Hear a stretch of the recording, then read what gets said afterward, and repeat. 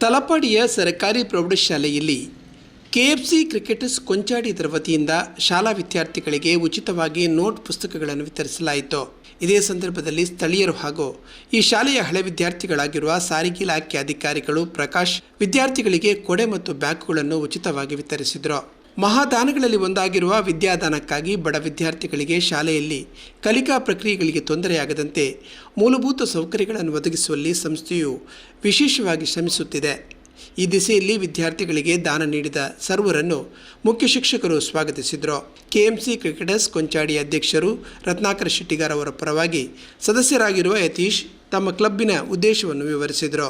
SDMC ಅಧ್ಯಕ್ಷರು, ಸದಸ್ಯರು, ಶಾಲಾ ದಾನಿಗಳು ಆದ ಮೂಸಕುಂಜಿ, ಟಿ.ಎ. ಕುಂಜಿ, ರುಕವ್ವ, ಸುಮಯ್ಯ ಬಾನು, ಸುರೇಖ ಮುಂತಾದವರು ಹಾಗೂ ಪೋಷಕರು ಈ ಸಂದರ್ಭದಲ್ಲಿ ಉಪಸ್ಥಿತರಿದ್ದರು. ಶಿಕ್ಷಕಿ ಶ್ರೀಮತಿ ಅನಿತಾ ಕಾರ್ಯಕ್ರಮ ನಿರ್ವಹಿಸಿದರು. ಶ್ರೀಮತಿ ಜಾಯ್ ಎಲ್ಲರನ್ನು ವಂದಿಸಿದರು.